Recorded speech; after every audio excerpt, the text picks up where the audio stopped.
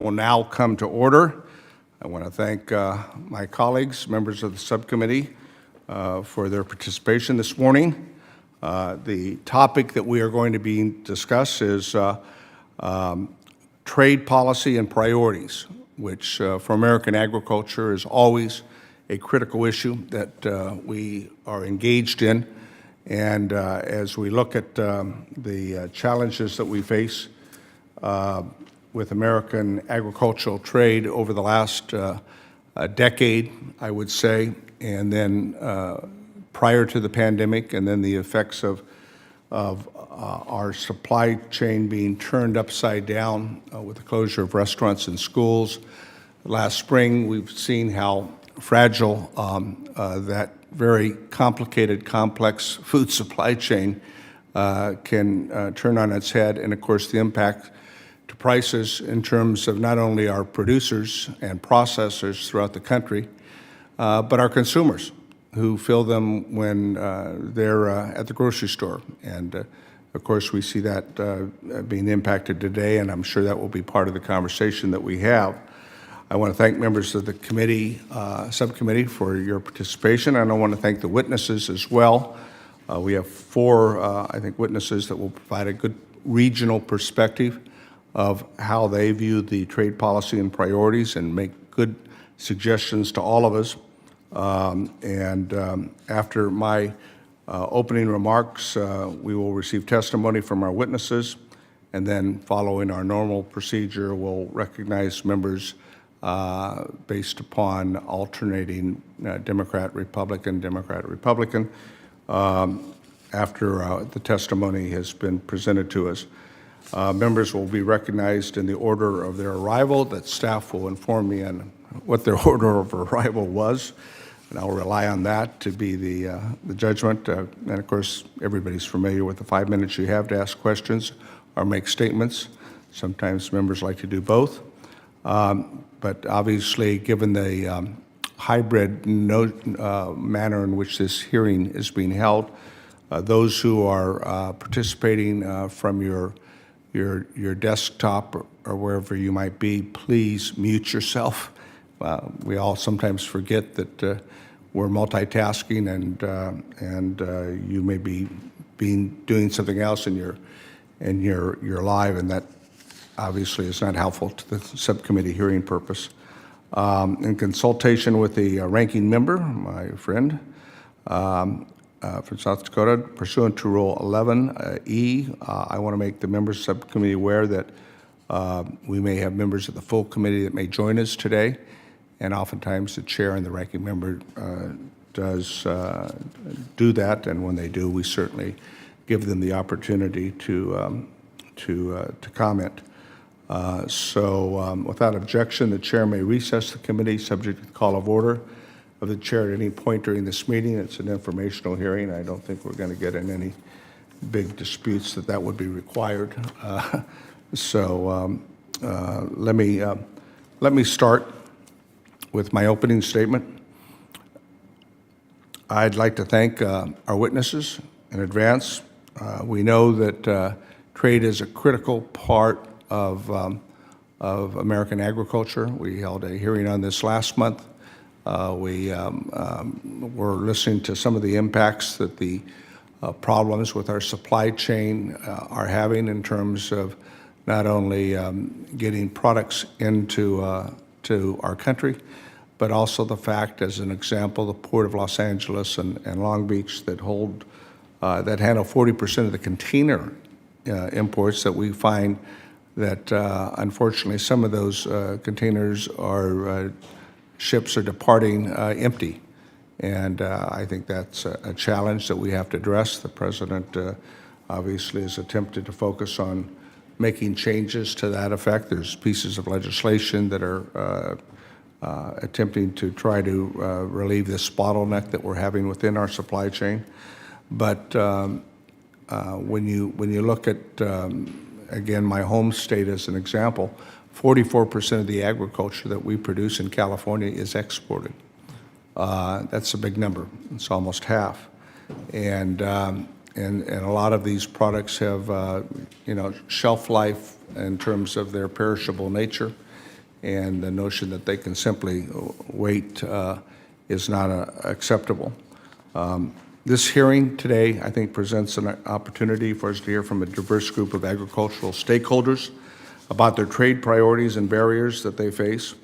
And it's important for we as members of Congress and this subcommittee that focuses not just on livestock but foreign trade, that we are listening to do whatever we possibly can to deal with these current challenges. And I think when we talk about the efforts that the Biden administration is following, how we can complement those efforts.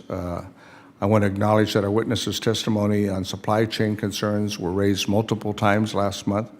This issue has been focused on. We're still, I don't think, completely have a handle on all the things that I think we need to be doing to deal with this critical supply chain problem.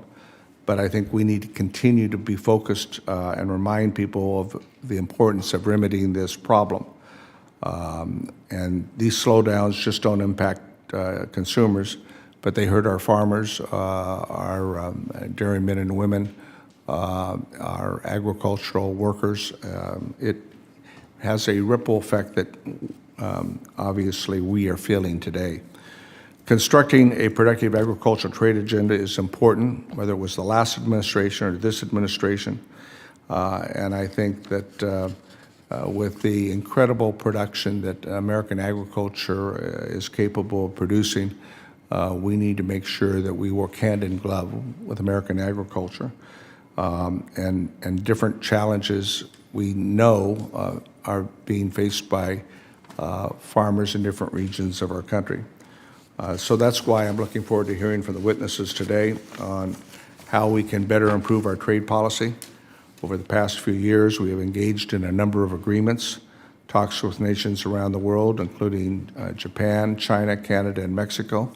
Exciting news that we've reached an agreement with Japan that I think the administration is announcing today on how we can coordinate that effort.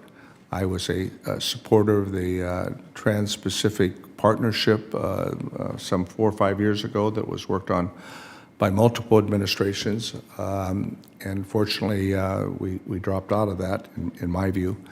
But I did support the previous administration's efforts with the U.S., Canada, Mexico trade agreement.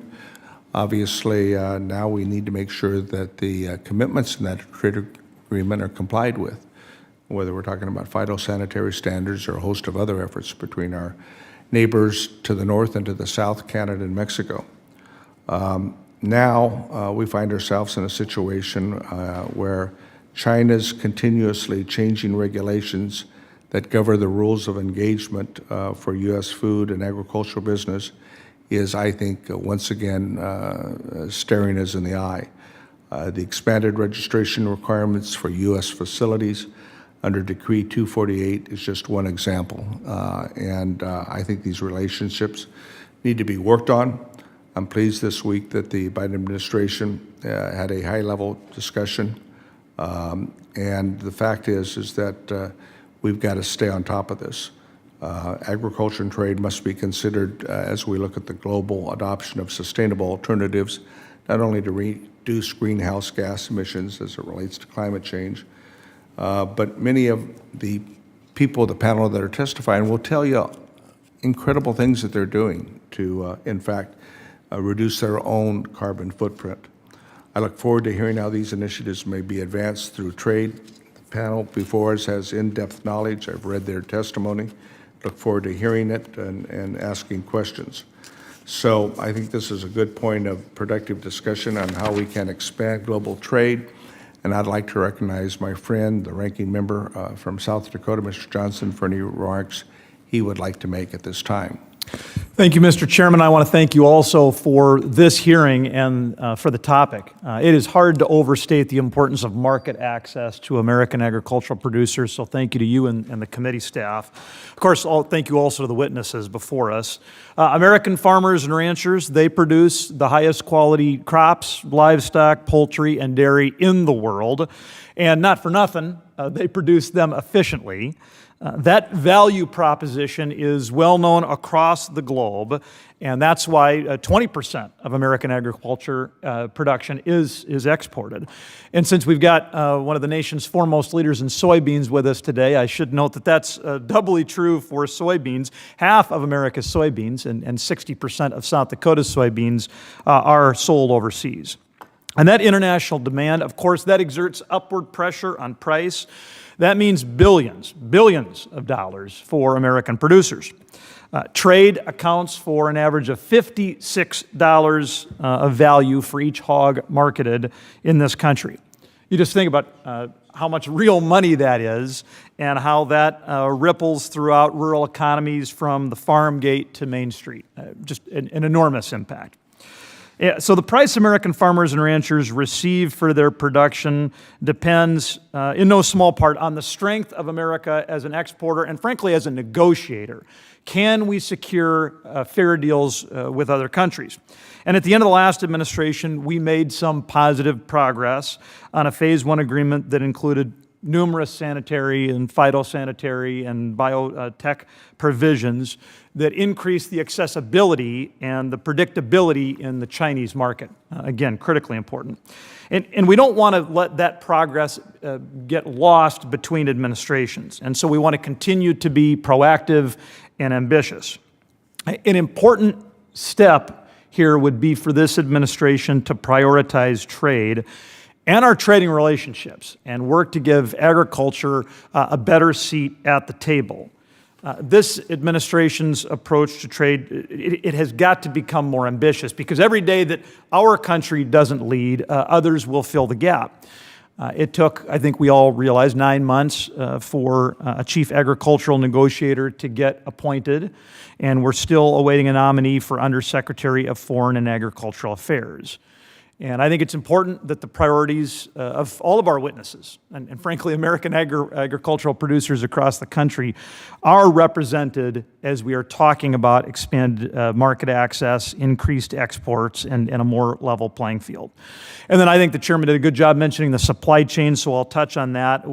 This administration must continue to seek pragmatic solutions to the supply chain crisis, which is putting a serious strain on our American agricultural producers and, frankly, the entire U.S. economy. The full committee heard from a slate of witnesses a few weeks ago about the combination of challenges contributing to the crisis and the breaking of consumer confidence that include the repercussions of that and the cause of that can be increased inflation, skyrocketing energy costs, a shortage of available goods and labor. And while our supply chain falters, our trading relationships falter. I'm glad to hear many of our witnesses will be speaking to the importance of passing the Open Ocean Shipping Reform Act of 2021, which I'm leading with Representative Garamendi. And I'm grateful for the support of so many on this committee for that legislation. And it is that support, that growing support, more than 200 national organizations. Last time I checked, more than 70 members of the House that are going to keep that momentum building. So by way of closing, Mr. Chairman, I would just note I'm looking forward to the remarks of our witnesses and to learning about their priorities as well as their thoughts for how we can move forward. Thank you, sir. I thank the gentleman for his opening comments, and I just want to note that Congressman Garamendi and I began working on that effort with the legislation to make changes in Ocean and Maritime Commission and how they operate and on the issues of demurrage and also some of the other problems that we're having on our ports and harbors. And I want to thank the ranking member for his efforts along with mine with the Problem Solvers Caucus to get their endorsement on that important legislation. It's part of an overall effort that I think we have to be engaged in. The chair will now recognize if the gentleman from Pennsylvania would like to make any opening comments.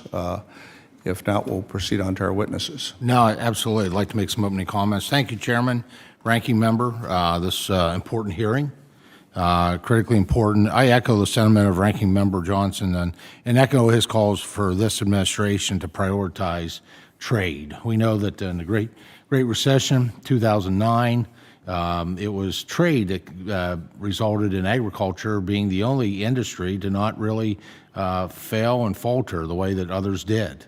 And it is so incredibly important. I also asked my colleagues to commit to hosting Ambassador Tai sooner than later, and once can approve a chief agriculture negotiator. We need those voices at the table. It's long overdue, and we need to have them before the full the full agriculture committee, so we can have a good conversation and to be able to work with them in a committed way for trade. We need our trading partners to stand by their existing commitments, and we have issues with that. Recent travels in Georgia, Florida. There's some abuses, I think, that Mexico is doing in and around circumventing the USMCA, really hurting our fruits and vegetables. And our trading partners need to be held accountable. On the northern tier, where I hail from, it's Canada circumventing a great change to their isolationist dairy policy, which they did eliminate what we asked them to eliminate, but then they created like a 4A to circumvent it. And that's not acceptable. And it's really disturbing that we don't have, as of yet, an official chief agriculture and trade negotiator because they need to be at the table to help with the oversight of that. And so administration needs to step up and work overtime to mitigate the many problems impacting our supply chains, much of which impacts our exports and the viability of our producers. I've been a little actually disturbed with all the conversation coming out of the White House, and they're focused on this what looks like the Japanese Armada parked off the coast of your great state, Chairman, with the focus being how fast can we go unload those foreignly manufactured goods, get them on trucks, and so that Americans can buy them. And then we're sending, what seems to be happening is, and maybe we'll hear a little more about this today, we have these shipping containers going back empty while we have agriculture commodities sitting at the ports, paying fees to be staged there.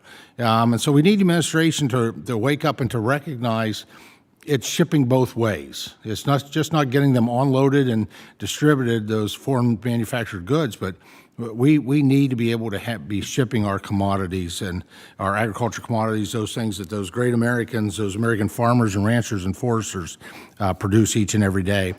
I may have to step out here. I actually have a meeting with the chairman of the full committee, and I apologize for that, but I look forward to further reviewing witness testimony and gathering information from your responses to member questions. And with that, I yield back. Well, I thank the chairman for his comments, and let me just assure you that in my conversations with the Secretary of Agriculture, they are very acutely aware of the situation with the container problem, and we brought this to their attention earlier this year.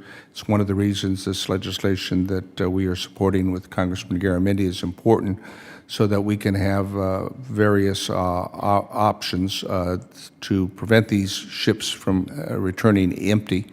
Everyone recognizes that is a problem, and we intend to do something about that. As far as getting Ambassador Tai before the full committee or the subcommittee, we're working on both, and for all the right reasons that you articulated. And finally, there's a bit of a two-way street, I believe, and that is that while the administration has moved with nominations, the Senate has a clock of their own, it seems, as it comes to confirming these appointments. And so that's part of the challenge that we face. And so Mr. Kent Stenderup is a third-generation farmer in Arvin, California, in the southern San Joaquin Valley. Prior to the last reapportionment, I used to represent he and the incredible producers down in that portion of Kern County. Their family operation is well known, third-generation farmer. It consists of a diversified agricultural portfolio that includes trees, vines, and row crops. He and his family have for years participated in many different ways. He is a director on Blue Diamond Growers, and he's testifying on their behalf. So without further ado, I'd like to recognize our first witness for 5 minutes, Mr. Kent Stenderup. Kent? Good morning, Mr. Chairman and members of the committee. Thank you for holding this timely hearing on this very important subject. My family's been honored to have Chairman Costa as our assemblyman and also as our congressman for a few terms. It's good to see you on those golden fields of Arvin. Yeah, that's being hopeful. That could happen. It happens once every 5 years. We get snow down to about Right. 1,500 feet. So, also welcoming member Josh Harder, who's a very important ag leader in our valley also. So, as has been mentioned, I'm Kent Stenderup, and I'm a managing partner for the family farm. We've got 800 acres of almonds, 900 acres of row crops. We also grow some Thompson seedless grapes that are used for white grape juice concentrate. And that concentrate's a non-added sugar for non-corn fructose natural sweetener. It's used for jams, jellies, and fruit juices. We're in the Leno Growers Co-op. I happen to be on that co-op board also. We're in the process of filing a countervailing and dumping charge against Argentina with the Department of Commerce and the USTR. So as you can hear, my family believes in the co-op business model. I'm here today to testify on behalf of Blue Diamond Growers as a director and grower member. Blue Diamond Growers is a nonprofit grower-owned cooperative organized in the year 2010. Over half of the 6,000 almond growers in California belong to Blue Diamond Growers. I'm immediate past chair of the Almond Board in California, which is the federal marketing order overseen by USDA that benefits our industry. It is very much appreciated that you're holding this important trade hearing on policy and priorities. Trade is the lifeblood of U.S. ag. Blue Diamond is the world's leading almond marketer and processor. We employ over 1,900 employees with our headquarters in Sacramento. Blue Diamond ships almonds to all 50 states and also including India, Spain, China, Japan, just to name a few destinations. And yes, we too support Elaine Trevino as the Ag Trade Ambassador at USTR. The president's nominated her, and now we hope the Senate will confirm her. She has agricultural support. Get those markets open worldwide. And also the empty position at the Undersecretary of Trade and Foreign Ag. So it's important that the committee support the foreign ag service as much as possible. This committee is encouraged to do all possible and necessary to support FAS, its employees, and its necessary budget. It is hoped and recommended that the committee recognize the importance and benefit that U.S. agriculture receives from the Market Access Program, also known as MAP. The program is an outstanding example of the real partnership between government and exports. If you're not familiar, this is an important cost-sharing program. The program helps our members promote and advertise in countries where it would not otherwise be possible. Since Blue Diamond sells and exports its member almonds under the Blue Diamond brand, it is penalized with stricter rules and increased matching requirements. This is the trade association having those benefits over something known as the co-op model. May it be respectfully suggested that this committee investigate this and correct this difference. Cooperative farmers should not be treated differently than farmers whose products are promoted by the trade associations. This discrimination should end and will with your help. Mr. Chairman and members of the committee, thank you very much for the opportunity to present this testimony and for your attention. I'll be pleased to answer any questions you may have. Thank you. Thank you very much, Kent, for that, I think, appropriate testimony, and I think it will certainly reflect in questions that are asked by members of the committee following the testimony of all four witnesses. And please give some of our friends there my regards and tell them I said hi. Will do. Our next witness is a constituent of mine, and his family, like many families throughout the country, have been farming for generations. Simon VanderWoude is a co-owner of VanderWoude Dairy in Merced, California.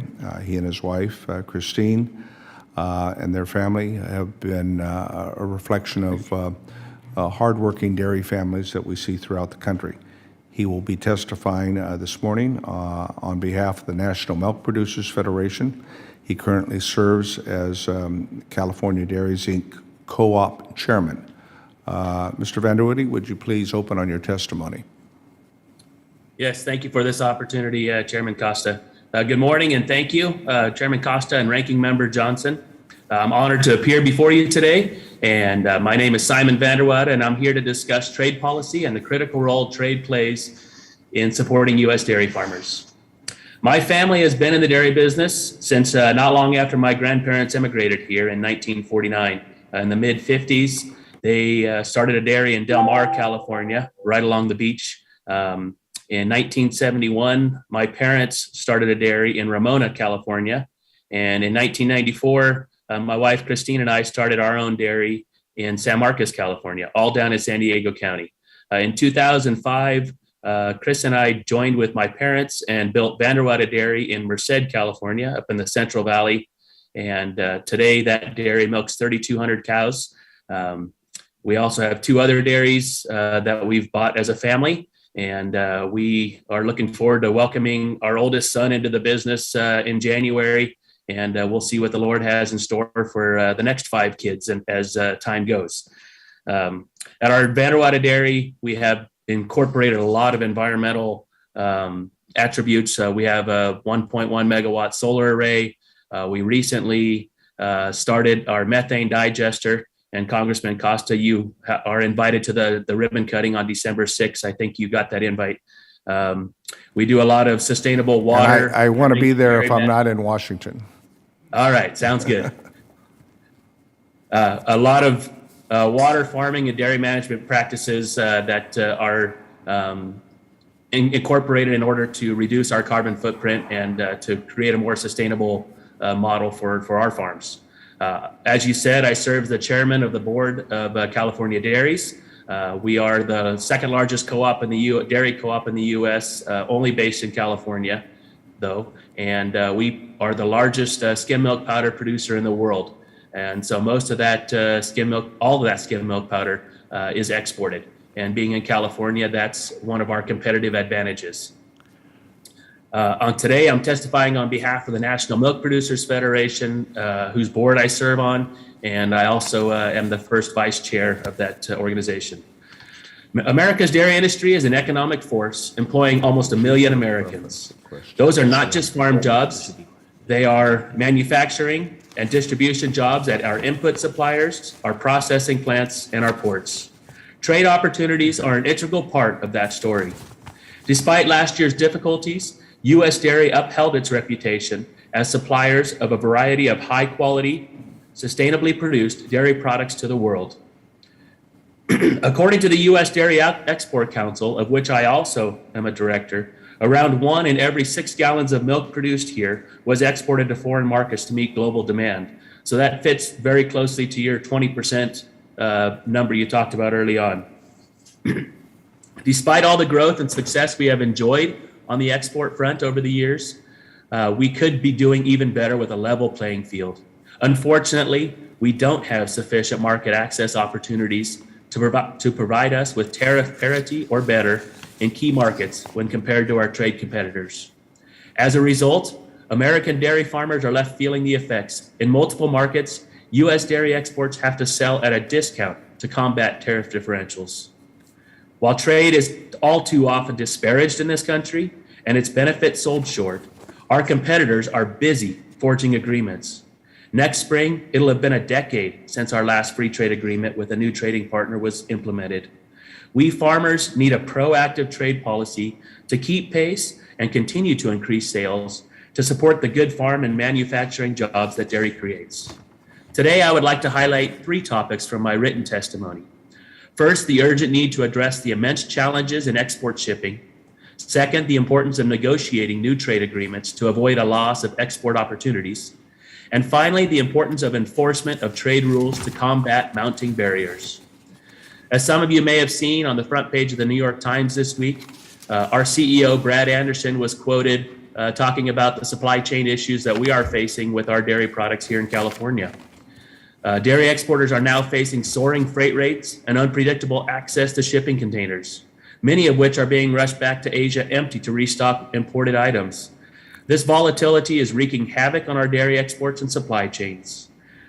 To address this crisis, It is critical that Congress pass the Ocean Shipping Reform Act that we understand Congressman Johnson is a co-sponsor of, and we thank you for that. And we ask that the administration take further steps to deliver near-term relief to address these supply chain challenges. Reliability is a vital tenet of our export success, but is increasingly in question. Second, I can't stress enough that we need new trade agreements. Farmers need to see action, and time is of the essence. We need trade deals with key markets like the United Kingdom and various Asian countries, including Japan. We need a level playing field in places like China. Moreover, as the U.S. negotiates, it's critical that these markets be open for all dairy products. Most countries tend to tightly limit milk powder and butter imports, yet those are the products that our cooperative produces. These agreements must include access for all dairy products. Finally, we need to aggressively enforce our market access rights because we can't move forward without holding on to the access we won in prior WTO and FTA deals. The dairy industry strongly supports Ambassador Tai's decision to bring a USMCA dispute case against Canada for not administering its tariff rate quotas fairly. And we greatly appreciate Congress's support for this step. Enforcement should continue to be a key priority around the world to ensure that the United States receives the full benefits of its trade agreements. Again, Chairman Costa and Ranking Member Johnson, thank you very much for the opportunity to testify to this committee on the importance of global trade for all American dairy farm families, including my own. Thank you. Thank you very much, Mr. VanderWoude, and points well taken, and let the record stipulate that the fact that you're a constituent of the chairman has nothing to do with the generous time clock I gave you. Thank you. Our next witness that we have before us is the person, Latashia. Here we go, our third witness. Get on the right page, Latashia. We're very pleased that you would have the opportunity to testify with us. Redhouse. Latashia Redhouse is the director of the American Indian Foods Program, which is a part of the Intertribal Agricultural Council. Native Americans historically have played an important role.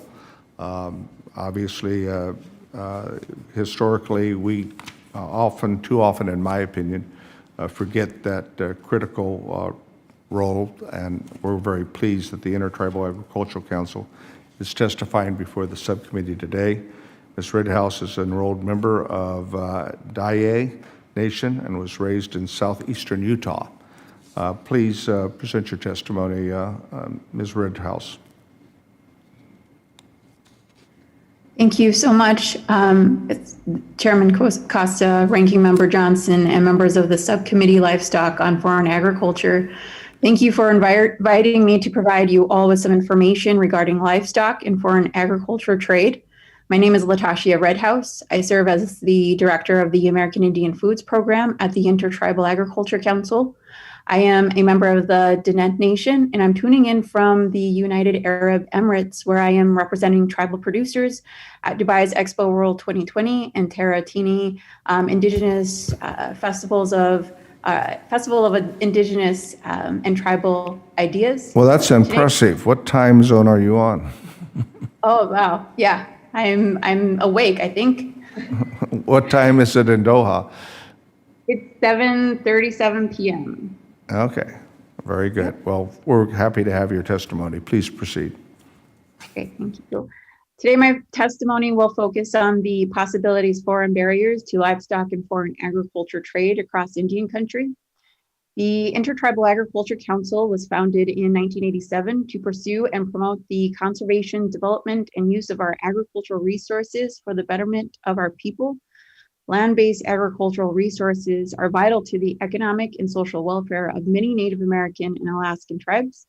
The harmonies of man, soil, water, air, vegetation, and wildlife that collectively make up the American Indian agriculture community influence our emotional and spiritual well-being. Prior to 1987, American Indian agriculture was practically unheard of outside reservation boundaries. IAC's responsiveness to on-the-ground needs and extensive networks contribute across the spectrum of tribal food systems development and further governmental and partner outreach efforts through Indian country. Federal, state, and organizational partners draw upon IAC's expertise to inform programming and policies that directly impact Indian country and beyond. Tribal agriculture, production, and food systems are essential economic development and community drivers in Indian country. According to the 2017 Census of Agriculture, nearly 80,000 tribal producers are operating on over 59 million acres of land while generating over 3.5 billion in economic activity. Some estimates suggest that adequate investments in Indian country, including increased federal funding for foreign trade and the removal of structural barriers to global market access, could allow for the agriculture sector across Indian country to grow to a valuation of 45.4 billion, spurring economic growth that will contribute to the physical infrastructure necessary while providing the pathway to tribal self-determination, food sovereignty, and economic growth. I would like to mention that Chairman Costa, Member Correa, Member Harder, Member Khanna, Member Hartzler, Member Moore, and Ranking Member Johnson each represent states which are among the top 10 for American Indian and Alaska Native producers, according to the 2017 Census of Agriculture. The American Indian Foods Program is a program offered by IAC with a contract with the USDA for an agricultural service. The partnership was developed as a platform for made produced by American Indian certified food and ag businesses to showcase products and share tribal cultures with the world. The program is designed to work with American Indian owned businesses to provide export education and to facilitate global market penetration while developing sustainable economics based on food production. The program is designed to offer domestic support to American Indian-owned businesses interested in entering the international marketplace while developing sustainable economics based on food production. The program also promotes and authorizes the use of the Made Produced by American Indian certified trademark to assist American Indian producers in improving their market success, thereby increasing the economic base of the Indian producer and their community while protecting American Indian producers and consumers from fake and falsely advertised Indian-made products. By converting the 3.3 billion in raw products, food products currently already sold by producers on Indian reservations, today we predict that Indian country could alone become an economic powerhouse with an estimated 9 billion in premium food products.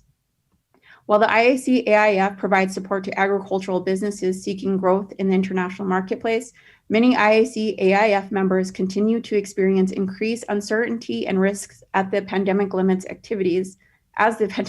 activities and future trade developments. Persistent labor and supply chain issues, coupled with the market uncertainties that both predate and accompany these pandemic impacts, are driving this increased uncertainty, along with the additional uncertainty and trauma of operating in a global pandemic that has disproportionately impacted Native people. During this difficult time, Native producers' priorities understandably shifted away from seeking international markets to supporting their tribal communities. 93% of tribal producers responding to IAC's COVID-19 response survey indicated that the pandemic had impacted their international selves. As tribal communities began to emerge from pandemic-related uncertainties and look again to international markets, some longstanding policy and administrative problems must be remedied if tribal producers are going to be able to access international markets. One of the longstanding problems is the reality of infrastructure needs in Indian country agriculture, which for many years have gone underfunded or unfunded. Because of decades of being underserved by federal programs, Native producers began their pathway to accessing international markets with fewer resources than their non-Native counterparts. As a result, lag behind in market access despite producing specialty and niche products that would do very well internationally. The reality of federal underservice to Native producers and the need for Native producers to have better pathways to access international markets was one of the driving factors behind the congressional adoption of Section 3312 of the Agricultural Improvement Act of 2018, or 2018 Farm Bill. The provision, one of the 63 tribal-specific provisions included on the final legislation, required the Secretary of Agriculture to seek greater inclusion and participation of Native farmers, ranchers, and producers on international trade missions and to report back to Congress about the status of Native producers in trade missions. These missions represent critical opportunities to promote Native products, produced products, many of which are highly desirable on the international market. Well, Despite this, if Yes. you'd please close here. The Yeah, chairman's sure. been very generous with the time this morning. I'm not sure why, but please conclude. Yep. Yep. So that is our barriers. And if there are any questions or anything that I could share, feel free to reach out. Thank you. Well, we appreciate that, and you're a very good witness, and obviously you're well representing the American Indian Foods Program as its director, and we really appreciate the Intertribal Council's participation in this morning's hearing, and I'm sure there will be questions. So, thank you. Our fourth witness today is Ms. Jen Sorensen. Ms. Sorensen is president of the National Pork Producers Council. For the past decade, she has been with Iowa Select Farms, an Iowa farming business that markets more than 5 million hogs per year. She grew on her family's livestock farm, raising pigs and row crops, and we're looking forward very much to your testimony. So, Ms. Jen Sorensen, would you please open? Good morning, Chairman Costa, Ranking Member Johnson, and members of the subcommittee. Thank you for the opportunity to testify on U.S. pork producers' trade policies. I'm the Communications Director for Iowa Select Farms in West Des Moines, Iowa, and President of the National Pork Producers Council, which represents the interests of over 60,000 pork producers across the United States. Exports are crucial to the U.S. pork industry. Last year, we exported nearly $8 billion of pork, and those exports accounted for a third of the average price received for every hog marketed, or $56. Those exports also supported well over 100,000 American jobs. The past few years have been incredibly difficult for hog farmers. After more than 3 years of trade retaliation that limited pork producers' ability to compete effectively around the globe, the COVID pandemic unleashed unprecedented challenges for the entire food supply chain. We've largely bounced back, and U.S. pork exports are on track to hit record highs, but still face some challenges. Our exporting success can be largely attributed to high market access outcomes negotiated under free trade agreements. U.S. pork exports have increased more than 1,800% in value and over 1,700% in volume since 1989, the year the United States implemented its FTA with Canada and started opening international markets for value-added ag products. Not only to FTA/tariffs, they also are a great avenue for U.S. agricultural science-based standards to be accepted and for broader non-tariff market access issues to be resolved. Policies that foster the free flow of goods and expand export markets, mostly through FTAs, are critical to the continued success of America's pork producers, U.S. agriculture, and the overall American economy. The bottom line is the United States needs more FTAs, which eliminate or significantly reduce tariffs and non-tariff barriers to U.S. exports. U.S. pork producers have 4 trade priorities. First, preventing African swine fever from reaching our shores. An ASF outbreak in the U.S. would have catastrophic effects on U.S. pork domestically and abroad, and would negatively affect other protein sectors such as corn and soy. This is why it is imperative we focus on prevention and planning. Second, better market access for U.S. agriculture in Asia through the negotiations of FTAs, including entering the Comprehensive and Progressive Trans-Pacific Partnership. Recently, we've seen some successes in the Asia-Pacific region. Vietnam agreed to give better market access to U.S. pork through the reduction of tariffs. Vietnam agreed to reduce the MFN tariffs for frozen pork from 15% to 10%, with the reduction to enter into force on July 1st, 2022. We are encouraged by the negotiations with Vietnam and hope they lead to broader trade discussions. We want to thank the 70+ members of Congress who signed the letter urging for these reductions in tariffs. Similarly, the Philippine government announced it would increase its minimum access volume, its quota, and slashed tariffs on pork to curb food price inflation caused by ASF outbreaks in that country. Since then, our exports there have increased by over 100%. Third, we welcome the recent announcement that the US and EU have come to an agreement on the Section 232 steel and aluminum tariffs.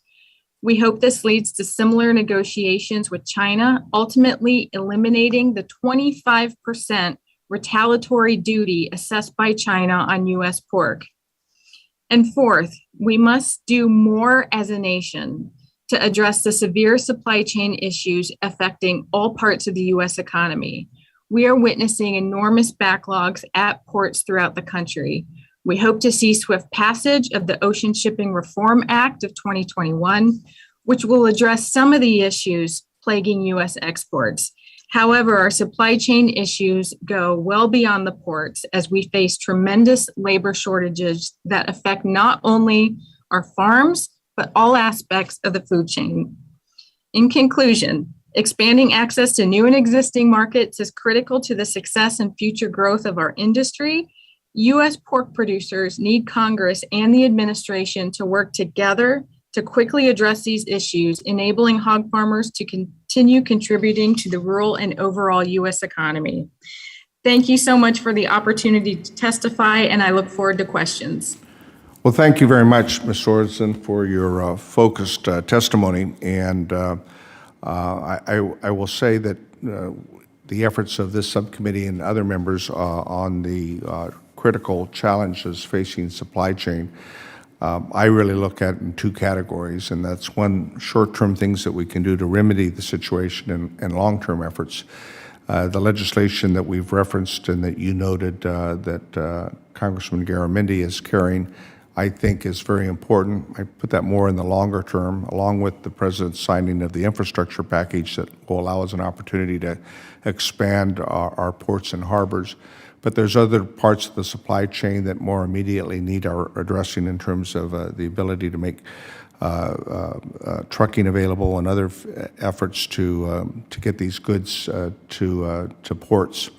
So it's all of the above, both the short term and the long term, that we need to be focused on, and we're going to try everything we can to focus on those comments that you made. So thank you very much.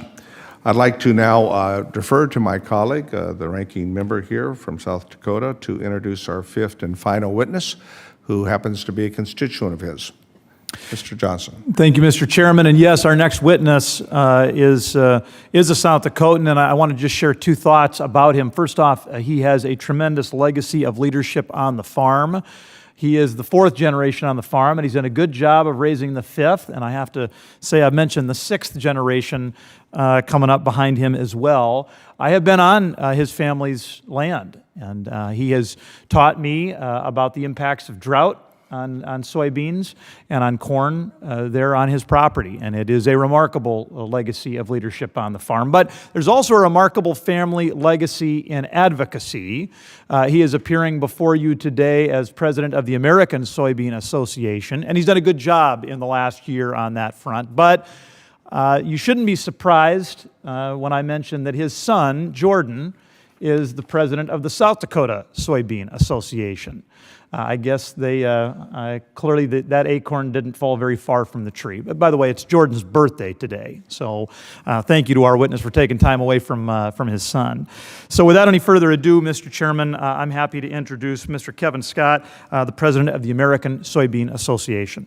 Well, that's an excellent introduction, my friend, and obviously you can extend to by the entire subcommittee a happy birthday wish to your son. Thank you. Please begin. Chairman Costa, Ranking Member Johnson, and members of the House Ag Committee, Livestock and Foreign Ag Subcommittee. It's an honor to testify before you today on trade policy and priorities of American soybean growers. My name is Kevin Scott, and I am a soybean farmer from South Dakota. I also have the privilege of serving as president of the American Soybean Association, which represents U.S. soybean farmers on national policy matters. International trade is a pillar of U.S. soybean industry.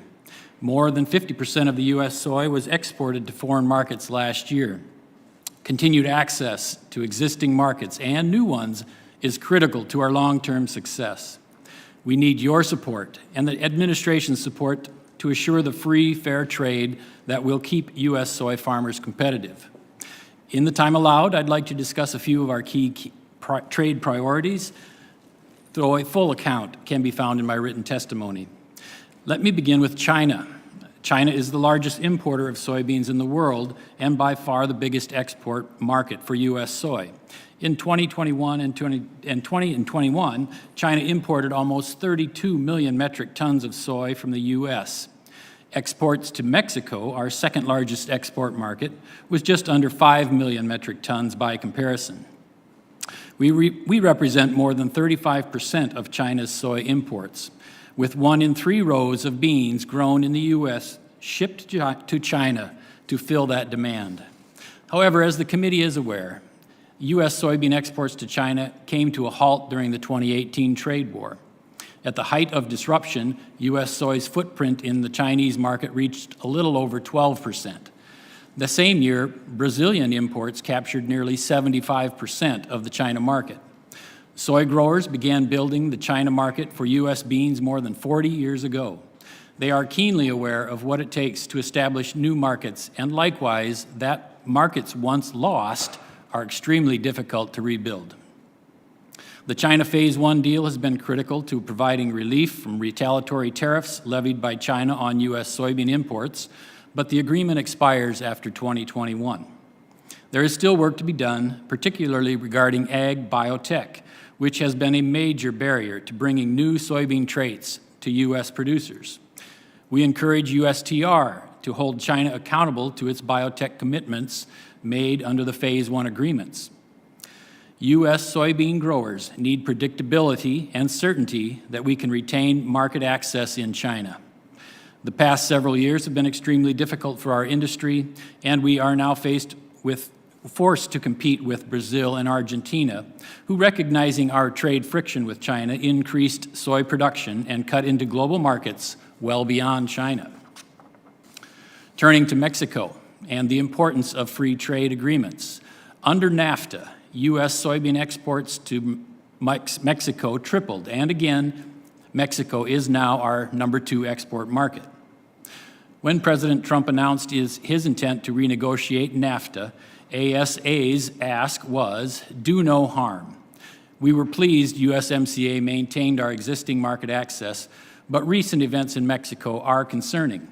The government has not approved a new biotech product for import since 2018, and recently it rejected a pending biotech corn application without scientific justification.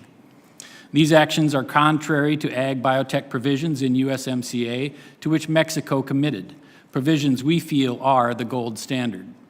Right now, U.S. soybean exports to Mexico are unhindered, but the consequences of these actions or lack thereof could impact future trade. If new seed varieties cannot get approval in both Mexico and China, developers may decide not to commercialize new traits. We urge President Biden to address these issues directly with President Lopez Obrador. The U.S. was once a leader in establishing new free trade agreements, but our last new free trade agreement entered into force in 2012, despite the U.S. having negotiated the Trans-Pacific Partnership.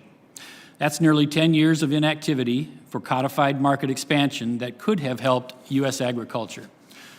While the U.S. remains idle, our international competitors forged ahead. 6 new and significant regional trade agreements now include preferential tariff treatment for ag products from our competitors. We encourage the administration to negotiate re-entry into CPTPP and for USTR to use FTAs to maximize our strategic position in the global economy and give U.S. agriculture much-needed market access in emerging markets. Last, we'd love to see a doubling of MAP and FMD funds. This only scratches the surface of ASA's trade priorities. Again, a full list is in my written testimony. Thank you sincerely for holding this hearing and the opportunity to testify. Thank you very much, Mr. Scott, for your focused testimony. And as we begin to set the table next year for the reauthorization of the Farm Bill, your comments and Mr. Stenderup's comments as it relates to the market access program and the success that we've had. I remember back in 2008 and 10 as we tried to expand its efforts. And so certainly I think there are opportunities here, and I think it was timely for you to note them in your testimony. We have now gotten to that part of the hearing where members will be allocated 5 minutes, as I said earlier, alternating between Republicans and Democrats, to make comments and ask questions. And I will take the prerogative of the chair to begin and to use my time to make some questions and comments that I think you posed by the testimony you've given. The efforts, Mr. Stenderup, you talked about the unique challenges of specialty crops, which we in California, as you know, like to think we do as well as anyone in the world. But what unique challenges do you see in terms of trade that we can better focus our efforts to maintain a competitive edge?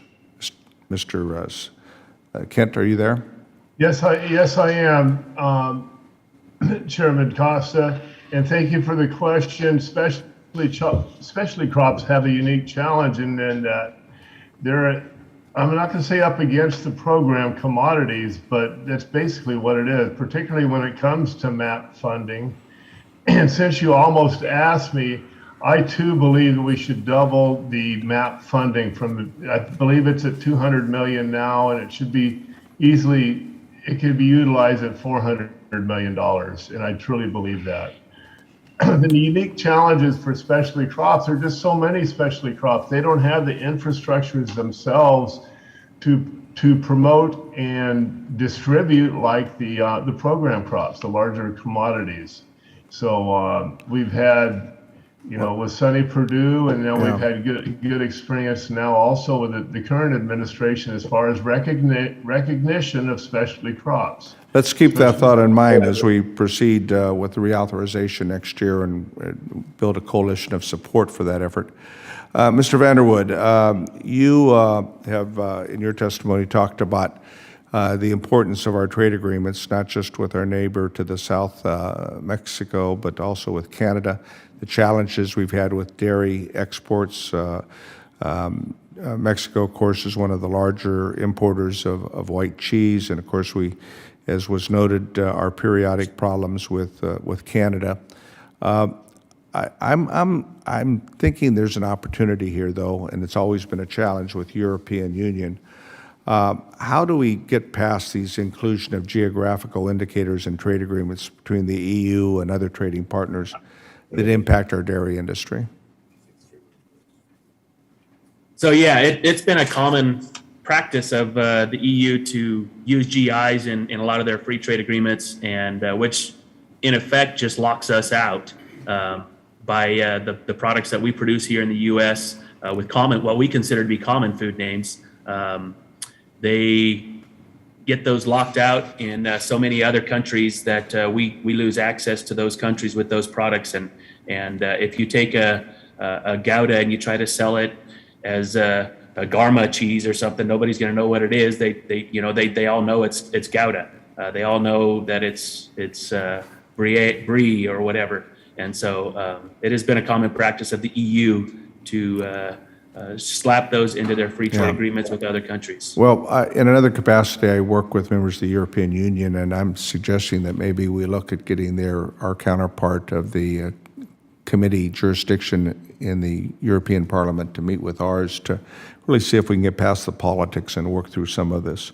Ms. Redhouse, you mentioned in your testimony that some longstanding policy and administrative problems need to be remedied for native producers to be able to have access to international markets. I assume that's why you're in Doha.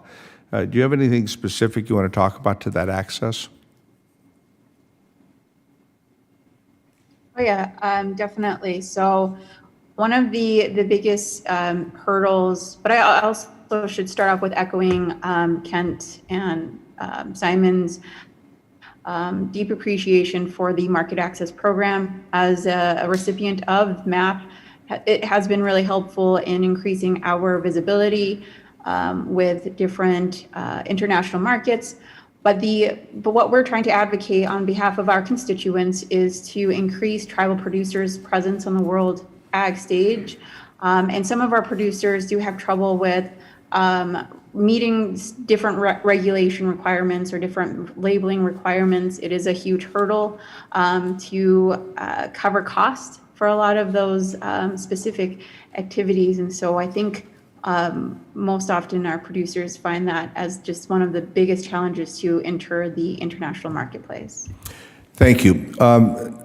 Two of the previous witnesses made reference to the Trans-Pacific Partnership, and I think that was a missed opportunity, and suggested that we reconsider re-engaging with the TPP. Are your organizations prepared to support that effort formally?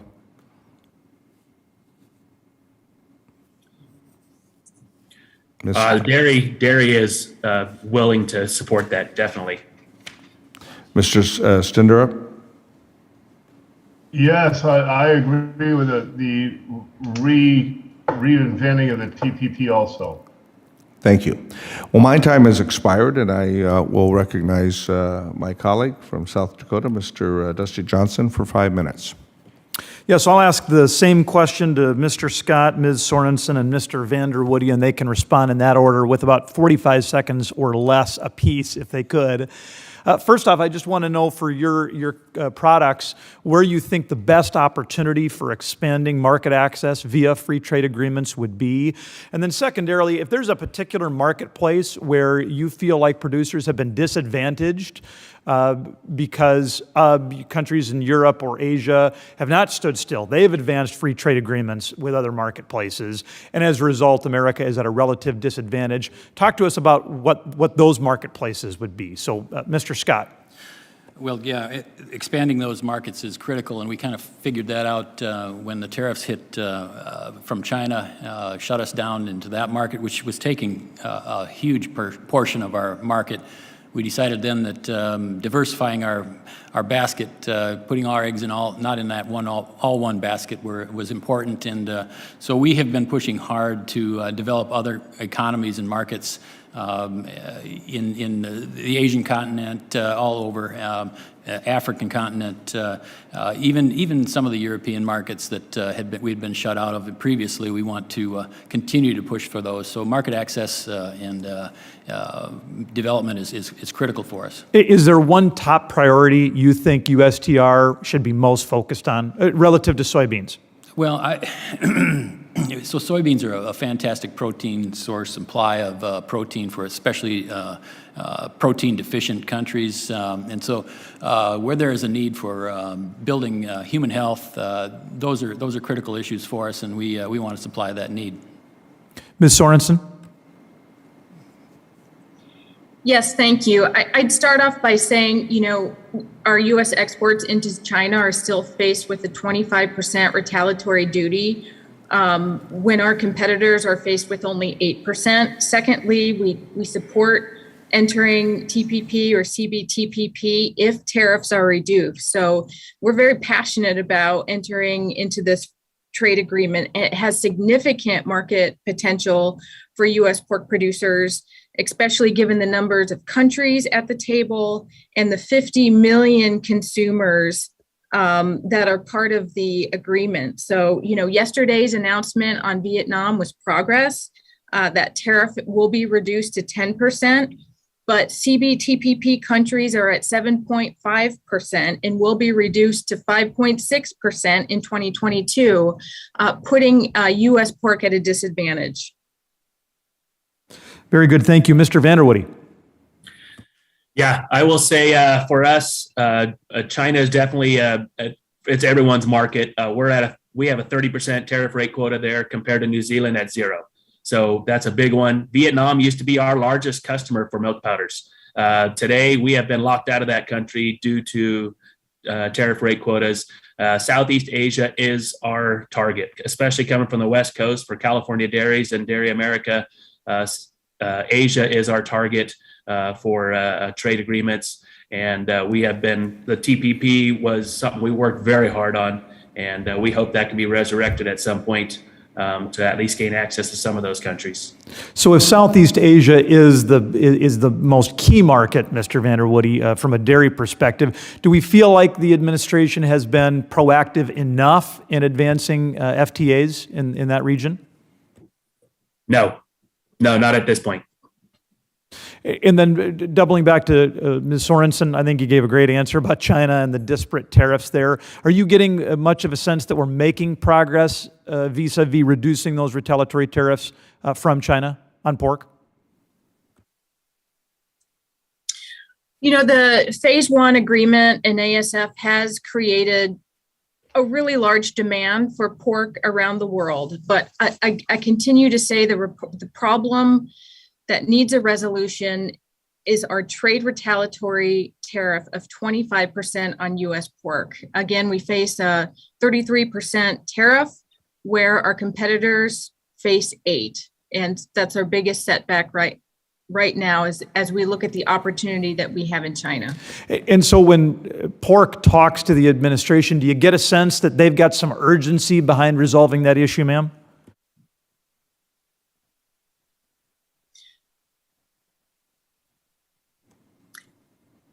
No. Very good. Thanks, Mr. Chairman. I yield back. Chairman's time has expired. The chair will now recognize the gentlewoman from Virginia, Abigail Spanberger. Thank you very much, Mr. Chairman, and thank you so much to our witnesses for being here today. This hearing is a very timely one, and so I'm grateful for your testimony and the answers to our questions. Across Central Virginia, I have heard from dairy farmers, cattlemen, and livestock producers, small business owners, and families trying to buy a gallon of milk, and about the challenges that they are facing in day-to-day related to so many of the disruptions that we've seen in the supply chain.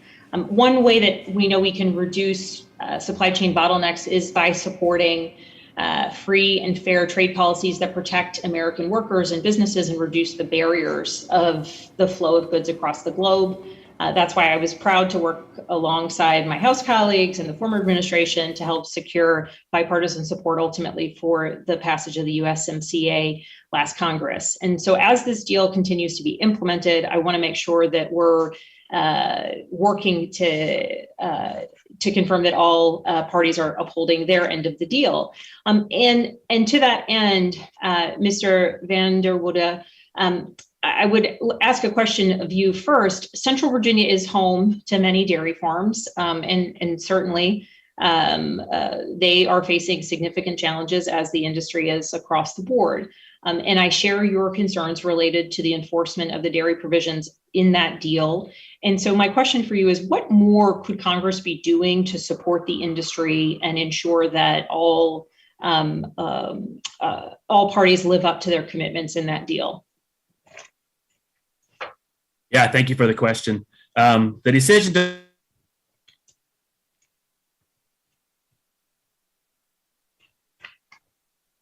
doesn't have a big impact, but for my counterparts in the Northeast and the Upper Midwest, it's a big deal.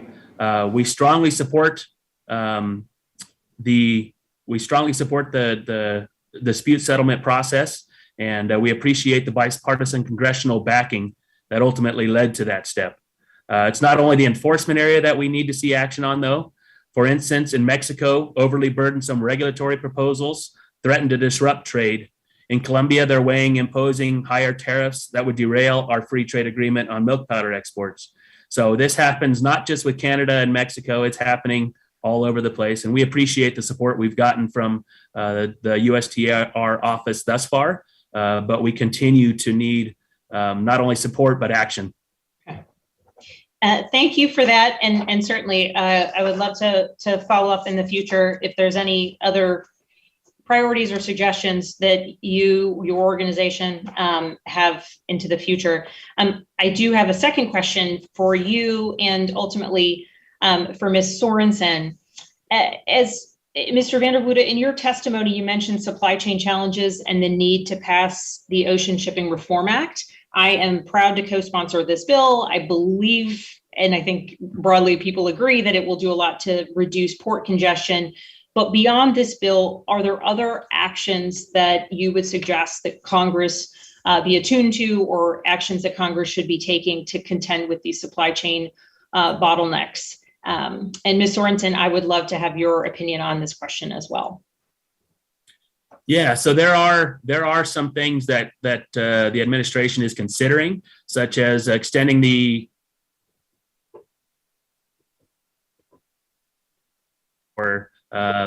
truck drivers. Sir, you paused for a moment. We heard extending. Oh, that's all you got, huh? Okay, sorry, I'm out on hotel Wi-Fi, so extending the hours of operation for truck drivers. Okay. Extending the age limit for truck drivers down to 18, if possible. Extending weight limits. Good from our infrastructure bill passage. Okay. That pilot program. Yep. Yes. Weight limits. And just a lot of, and then here in California, we also have environmental restrictions that at our ports that maybe could just be loosened for a little while, as we have lost access to a lot of equipment due to cancellations and that sort of stuff. We've had 60% cancellations in the last month. We are the largest exporter of milk powders in the world, and 60% of our loads got canceled last month, which strands equipment. So we've run out of people and equipment to export the products that we need to export. Wow. Okay, thank you. Ms. Sorensen?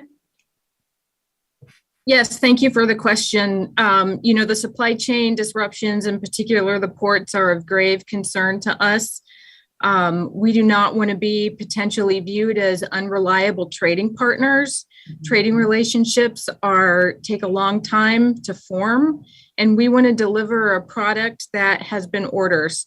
So when we're shipping chilled pork, we do not want to have to freeze it down because of a backlog at the ports. I think it goes well beyond the port issues as well. We're also seeing labor challenges throughout our farms, our packing industry, and transportation. And we continue to ask members of Congress for an H-2A program that allows for year-round uncapped labor. So the challenges definitely extend beyond the ports through the entire food supply chain. Thank you so much. And Mr. Chairman, thank you for letting me go over a little bit. Thank you to our witnesses, and certainly Ms. Sorensen, I hear you loud and clear on the H-2A visa portion. I think many of us on this committee were strong supporters of the Farm Workforce Modernization Act, and will continue to advocate for that bill's passage into the future. So thank you so much, Mr. Chairman. I yield back. Thank you, Congresswoman Spanberger. The next member will be Congressman Rouser, followed. The next Democrat will be Congressman Harder. Well, thank you much. I've got a million things on my mind that I could ask about in limited time, but let me bring up the subject that we've not talked a great deal about this morning, but I think is very important. Trade Promotion Authority. Are all of our witnesses in favor of Trade Promotion Authority? Absolutely. Anyone opposed? Let me ask it that way. So that being the case, what priorities do you think should be voiced in the discussions between Congress and the administration, assuming that those conversations are commenced at some point? Is there anything about the last Trade Promotion Authority that needs to be modified or changed? In my opinion, Trade Promotion Authority is a critical thing that the president has in his back pocket, basically, and can further these free trade agreements. And the Soybean Association has fought for TPA for many years, and for every administration, we do the same. So it's just something that's good for free trade. Any other witness have a comment? Yeah, I think we would like to encourage that there is maybe a little more interaction between Congress and the administration. That way, nothing gets missed in the process. And also to possibly add that the positions that are still not filled, to get them filled and certified, ratified, whatever you have, so we can get going on some of these things, particularly with supply chain challenges right now and tariffs. Thank you. Anyone else? I would agree with my fellow soybean, milk, and almond farmers on their statements. Thank you. Well, thank you. Kevin, I'm curious, what's the relative number of soybeans that go to China as compared to other markets, such as Mexico and Europe? So China, China gets 60% of the world's soybeans go to China, and from the U.S. it's 30% of our production. Or one in 3 rows of our soybeans goes there. So it depends on how much they're getting. But Brazil is also the competitor, and they would supply that much also or more. And so 1 in 3 rows is what we kind of consider. I'm curious, what's the potential of the African market for soybean exports? How much growth opportunity is there? Well, we are working in Africa. WISH, which is a World Initiative for Soy and Human Health, is a group of that works with ASA, and they are in Ghana currently, and they had been a 5-year project there, developing their soy aquaculture and poultry mission there. And we are basically WISH starts the program. They get the country ready for actually knowing what a soybean is, how to use it, and how to improve their protein production and egg production. Those kinds of things are all fantastic for human health, and that's where we start. And then we have another marketing organization that takes over when it's a commercially viable business. Ms. Sorensen, what has been your level? Excuse me. What has been your level of involvement in USDA discussions as to how the department plans to use the CCC funding set aside for African swine fever prevention and preparedness? And are you confident the funds will be put to the highest priority use? Bring us up to date on anything you may know there. Yeah, thank you for the question. USDA has indeed shared their preliminary plans on how they plan to utilize the funds.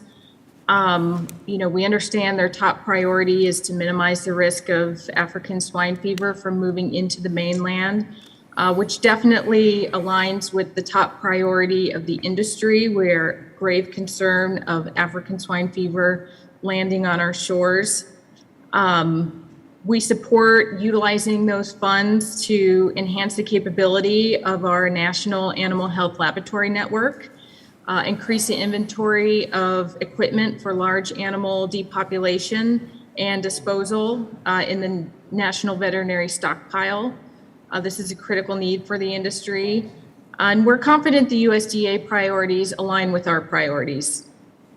That's good to hear. Mr. Scott, real quick, going back, when China cut everything off for soybeans, were there any other markets that you really made some headway with or began to get a foothold in? And then my time's expired. Well, sure. Thank you for the question.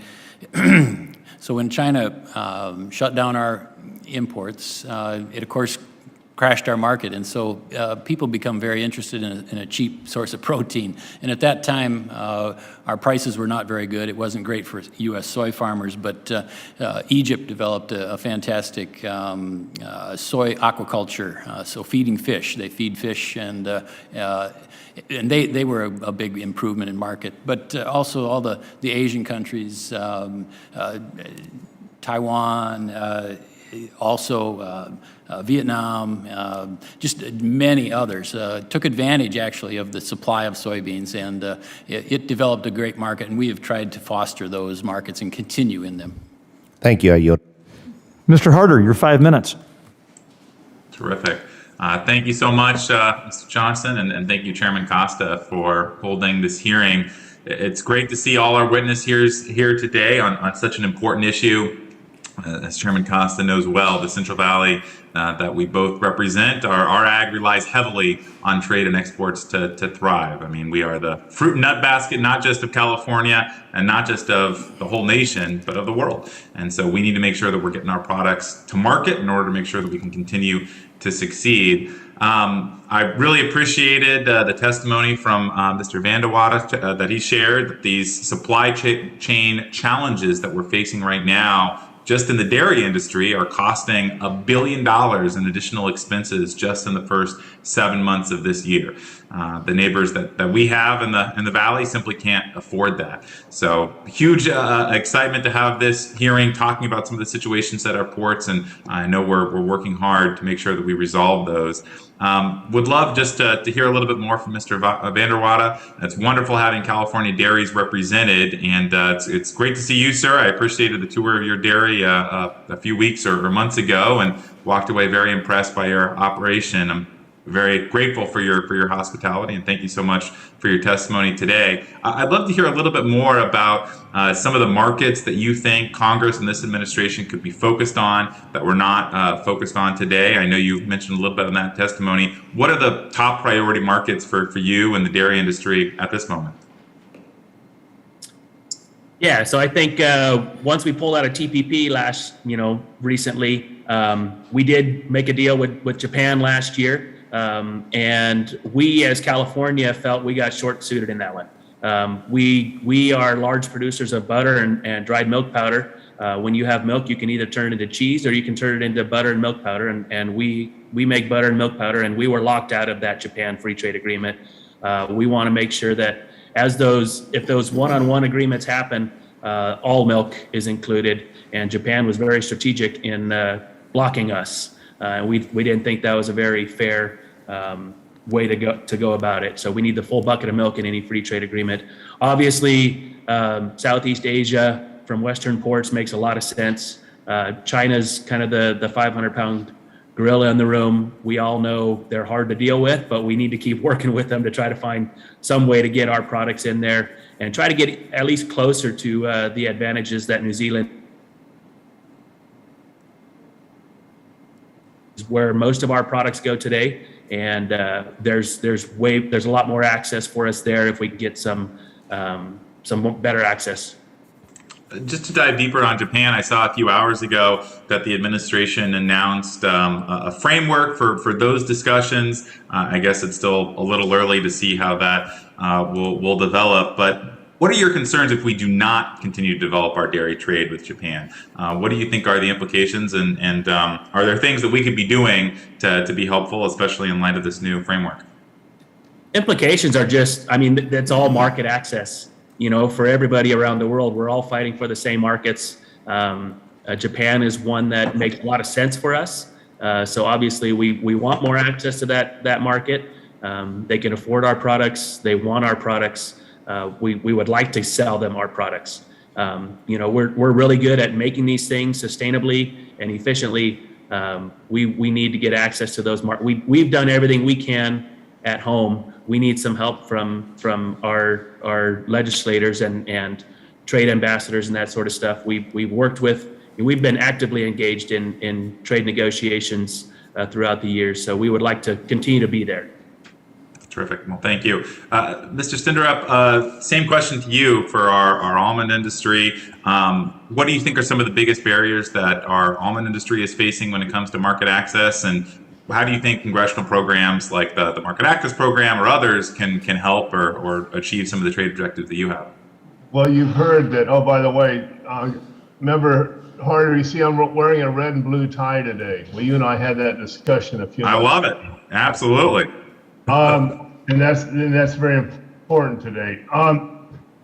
Whether I tried to interject a little earlier, almonds are faced with a 55% tariff into China. That's overwhelming. Our number one competitor, Australia, has a 0% tariff. They have somewhat of a free trade agreement, and we're facing that. And China is a burgeoning market. That's, as far as market access, their middle class is coming up, and what a great area for us to continue towards with our friends at USTR and Congress themselves working towards reducing something as ridiculous as a 55% tariff. Thank you. Thank you. Well, I see I'm out of time, but thank you so much for your comments, and I yield back to the chair. We thank Representative Harder for his good line of questioning and the good job that he does representing the folks in the San Joaquin Valley. Kent, I'm glad you noted the 55% surcharge with regards to almonds, or as we say, almonds. because given the current prices for almonds, that would make a big difference. I believe our next member to be recognized is Representative Barry Moore from Alabama. Mr. Moore, are you there? Yes, Mr. Chairman, thank you. And Ranking Member Johnson, thank you for having us here today. Following up on Ms. Bamberger's question, there have been serious concerns with supply chain stability across multiple industries since COVID-19 pandemic began. For any witnesses, what is the administration doing that is working and maybe even not working? If the administration was represented here today, what would you suggest?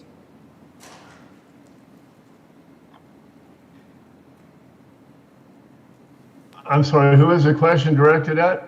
Any of the panelists, I just kind of want to open it. I'd like to make one succinct comment. We don't want the foreign markets accustomed to functioning without U.S. products. You know, whether it's just for a couple of months or, you know, a part of a year. Now we're talking 2023 before things may return to normal. My goodness, they can forget about us quickly. And it's that simple. So Kent, what do you think? How do we make a presence felt? In other words, I understand what you're saying. Once they get used to using another supplier and they get logistics worked out, it's tough to go back and use and reestablish those logistic chains. What do you suggest we do in the immediate to help you? You know, we're faced with these demurrage charges and such, and these ships are going back empty. They're deadheading back because it's quicker and more profitable for them. Well, aren't we the United States of America? Let's pull the hammer on these people and fill those things. If we have available commodities, let's fill them up. Makes sense.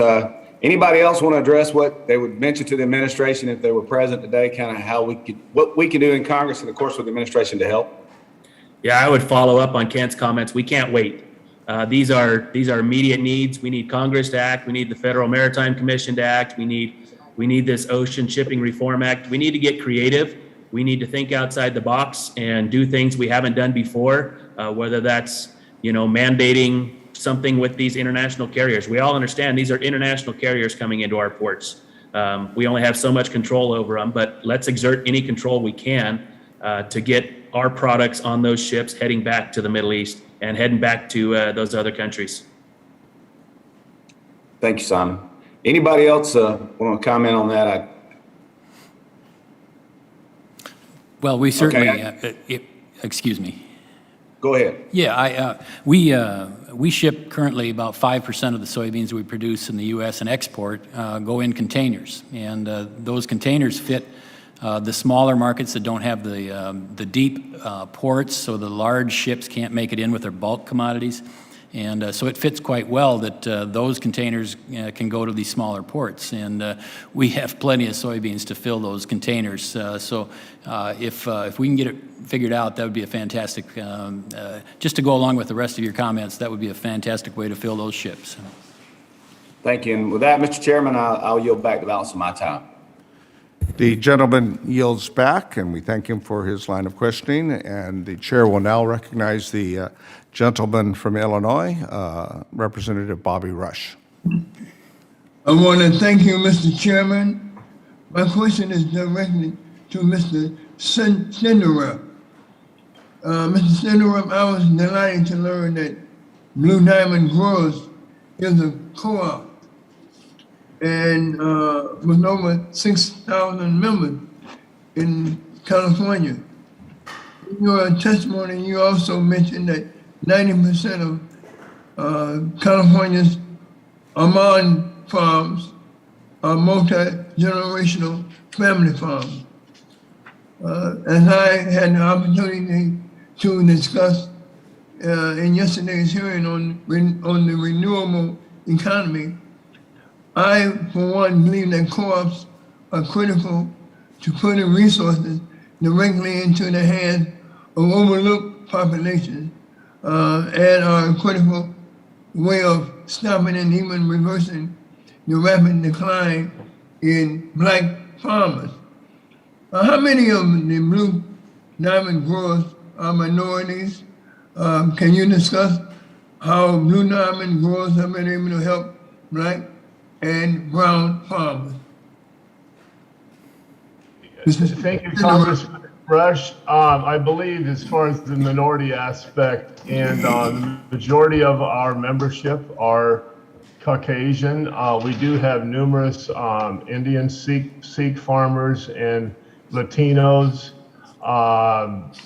Not too many in the black sector, but we're an open co-op for all membership, and that just happens to be the type of person, the family farms that grow for there. I appreciate you asking the question. Anything else? Yeah, would you please discuss the best practices Blue Diamond growers use to help their members succeed, and specifically their multi-generational family farmers? And also, I'm also interested in whether or not using co-ops more in urban areas. Can these, your practices, your best practices be applied to urban cooperatives? Well, the difference between an urban cooperative and a rural, is that the question? We don't discriminate as far as that goes. Specifically, you have a model, and I'm going to think outside the box in terms of your model. The co-op model, I believe, has some benefits to urban ag and rural ag. And I want to know, do you agree? And urban farming is in its nation stage. It can develop, and should we be more interested in using the co-op model? I'm a strong advocate of the urban farming and urban co-op models, yes, whether it's neighborhood or to a larger extent. I'm a strong advocate of that. We spend, we give our share of money as far as urban ag education on an annual basis too, bringing the farm to the urban areas. And yeah, I'm a true advocate for that. And the co-op business model works well for families, and whether it be urban or rural. Thank you. I'm going to switch my line of questioning, and I've introduced HR 3625, the U.S.-Cuba Relations Normalization Act. Mr. Sorensen, do you believe that U.S. pork producers would benefit from increases in trade with Cuba? My state is a state that had a robust trade relationship with Cuba. Cuba contributed much to our trade negotiations, our trade affairs, and I'm interested in what is your opinion on normalizing the trade relationship with Cuba?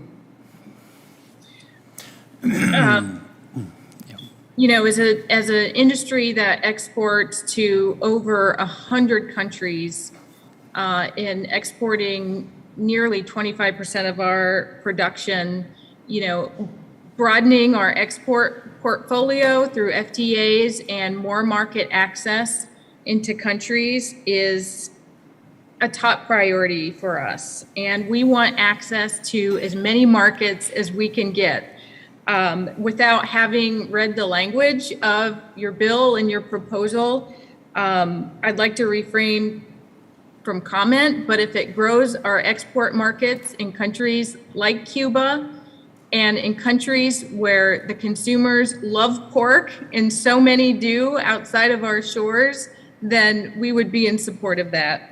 Well, I've heard from a number of Illinois farmers, and they said that they're being hurt because of the restriction from trade with Cuba, that they are actually hurting, and their farmers are hurting, and their bottom line is suffering because of the restriction on trade with Cuba. We thank the gentleman from Chicago for your comments, and I can't speak outside of California, but I know in various efforts in the past, there's been an interest by California producers as trying to participate in the Cuban market, and clearly, it's a question, I think, that is well raised, and we thank you for always your participation. The next member that the chair will recognize is Mr. Randy Feenstra, the gentleman from Iowa. Thank you, Chairman Costa and Ranking Member Johnson. Trade is obviously a very key driver in Iowa's economy. As one of the top agricultural producing states in the U.S., it is important that Iowa's productive farmers have access to export markets. According to the data from the USDA, Iowa agriculture exports totaled more than $11 billion in 2020. My constituents understand that trade is the lifeblood for U.S. farmers. Ms. Sorensen, it's great to have you as a fellow Iowan be before our committee today. As you well know, my district represents one of the most productive hog productions in all of the nation. Your testimony speaks to the point that trade access is important, not only for our producers in Iowa, but across our country. The top export markets in the U.S. agriculture, Canada, Mexico, China, the European Union, Japan, account for about 60% of the total value of our trade exports. Agreements negotiated by Trump administration, such as the U.S.-Japan trade agreement and the U.S.-China Phase 1 agreement, sought to update the trade policies in these export markets. Ms. Sorensen, can you share how these agreements have benefited the U.S. pork market? And then also, are there any outstanding issues that we'd like to bring forward to see from the Biden administration? Yeah, thank you for the question. The ratification of USMCA, the agreement with Japan, the Phase 1 deal with China, despite still having a 25% retaliatory tariff, have all been really helpful getting the U.S. pork industry back on its feet after 3 years of trade retaliatory tariffs and a COVID pandemic that disrupted the global food supply chain. You know, circling back to our top priorities, we want into CBTPP. There's huge opportunity for us to be a part of that, given the 500 million consumers that are part of those countries and the number of countries that want to be a part of that trade agreement. We want a level playing field, and we also think it's important to be a part of setting agricultural-based standards across the world. Growing market access and free trade agreements in a large portfolio of countries is what Iowa and U.S. pork producers need to survive and grow our rural and U.S. economy. Thanks for those comments. When I met with a representative from Taiwan, I heard that China is spreading disinformation about the U.S. Pork products, such as ractomine in the pork. Ms. Sorensen, can you share how these non-tariff barriers prohibit market access and any updates on the U.S. efforts to explain the safety of ractomine's use? Yeah, I mean, ractopamine is an FDA-approved feed additive that producers have been using for decades. It's a technology, production management tool, and innovation like many that U.S. pork producers utilize on their farms. I think this circles back to the key point about, you know, we need to be at the table as part of these agreements to be engaged in the conversation, be able to set agriculture science-based standards for exports and trade agreements across the world. Things like banning an approved feed ingredient are not good for the competitiveness of U.S. farmers, in particular pork producers. Yep, thank you. And one more question. You know, I'm so passionate about the fear of African swine fever in the U.S. and especially in the hog market, because I think this would decimate our export market. Do you see, is there anything that we can do, because this would be catastrophic economically to our nation and to obviously the state of Iowa. Is there anything that you see from the export side or anything that we should do from policy side to address or be stronger when it comes to African swine fever? Absolutely. A third of our hogs are tied to exports. And if we had ASF in the U.S., our exports would stop on day one. It would be absolutely devastating. We've got to have Congress working with the administration to support and fully fund the NALMS lab Our APHIS veterinary staff need strength, need funding. Our CBP agents and our canine teams protecting our borders. And things like investing dollars for more signage at passenger terminals. Anything we can do to support our ports and our borders. Thank you, and I yield back. One moment. Let's go now to Mr. Bacon from Nebraska. Thank you, Mr. Chairman, and thanks to the ranking member. I appreciate the spirit of which both of you lead this subcommittee. And but I would like to highlight, and it may have been highlighted already. By the way, I had an ambassador visit, so I had to turn off for a bit. I had to speak on the floor, so I hope I'm not duplicating comments here, but I may. But I did want to point out that when it comes to the oversight within the Ag Committee, I don't know that we've done any oversight with anybody from the Agriculture Department. I'd like to encourage the majority to do so. And almost all of the committees have not done that in Congress, with the exception of the HASC, the Armed Services Committee, and the Intelligence Committee. And so I just respectfully request that our committee do that. I think there's things that we need to get the Agriculture Department and the leadership here and ask them about. Secondly, I'd like to point out too that up until last month, the president has not mentioned trade at all. He's been silent on this. Now, last month he started to, but I think it should be a higher priority for this administration. Nebraska is an export state, and we need a president fighting to open up doors for our protein and grain products there. So I wanted to point that out as well. So my first question is really to Ms. Sorensen and Mr. Scott. How are we doing with the phase 1 deal with China? Is China meeting their agreement? We'll start off with Mrs. Sorensen. I was going to say, I guess I'll take a run at that.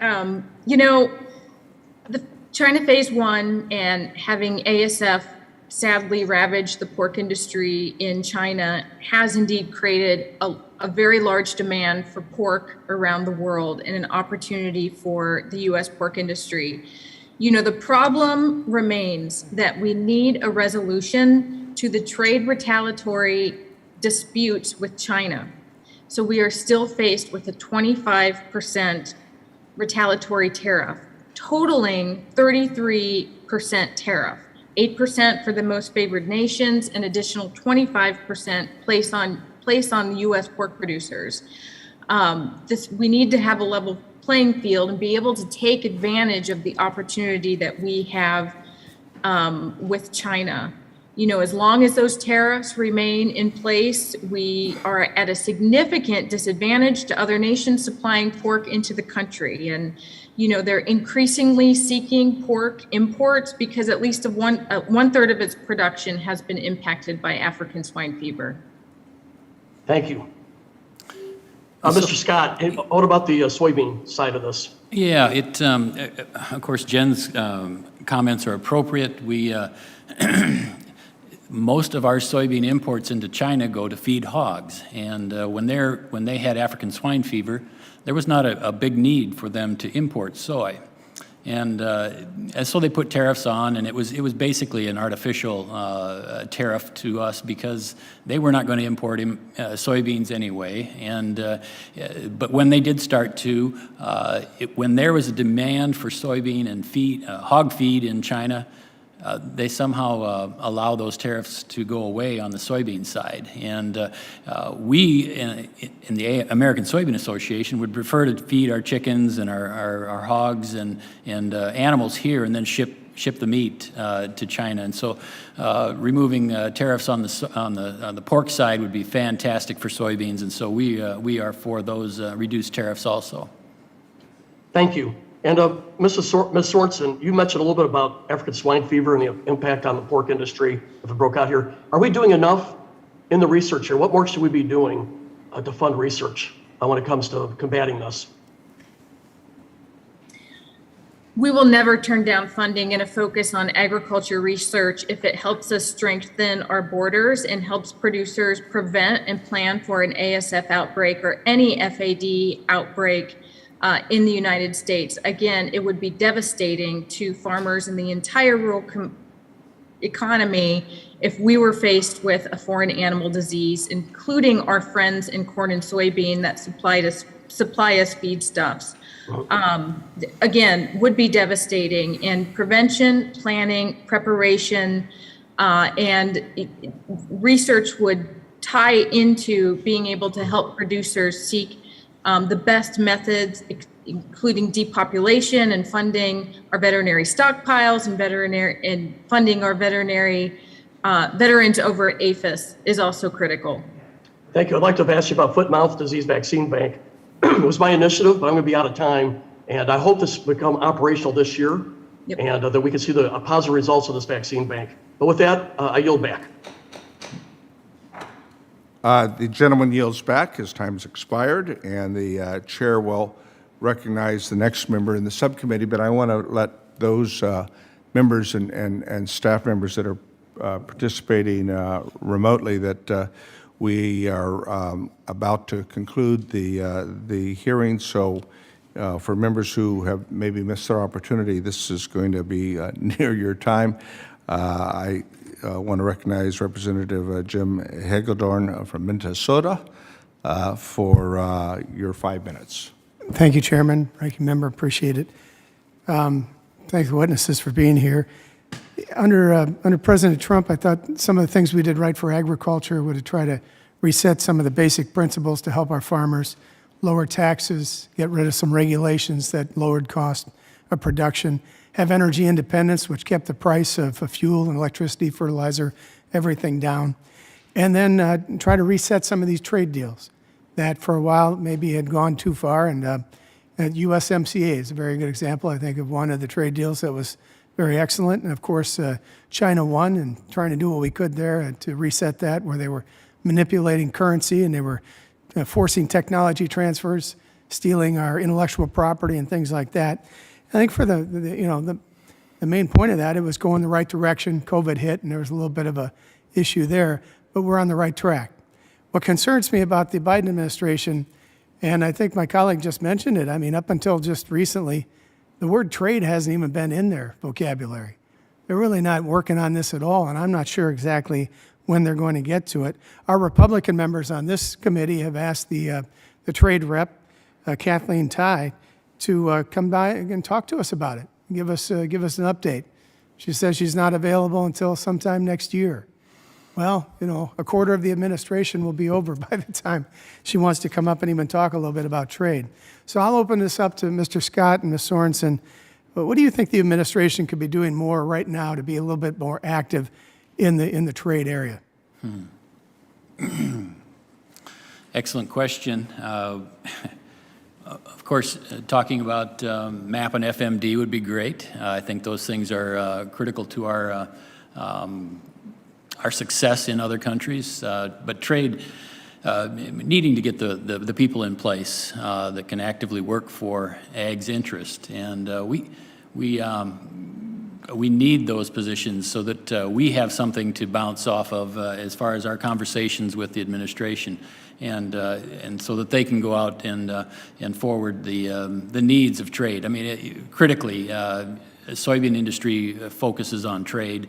We have to, and that we are pretty good doing it ourselves. We work in other countries, but there is also a definite need for the administration's help in getting access to certain markets and playing fair. And I know Jen has brought up the scientific data that is used, or the non-scientific data, basically to put up artificial barriers to us, and those things need to be addressed constantly, and because there is considerably a lot of time spent in foreign countries coming up with ways to inhibit our exports from the U.S. So we definitely need an engaged administration. But before Ms. Sorensen answers, a lot of that takes a lot of work. They have to get together and they negotiate, and we have to pound on them and make those agreements, and I'm just not seeing the work. That's the sad thing. Ms. Sorensen, what's your perspective on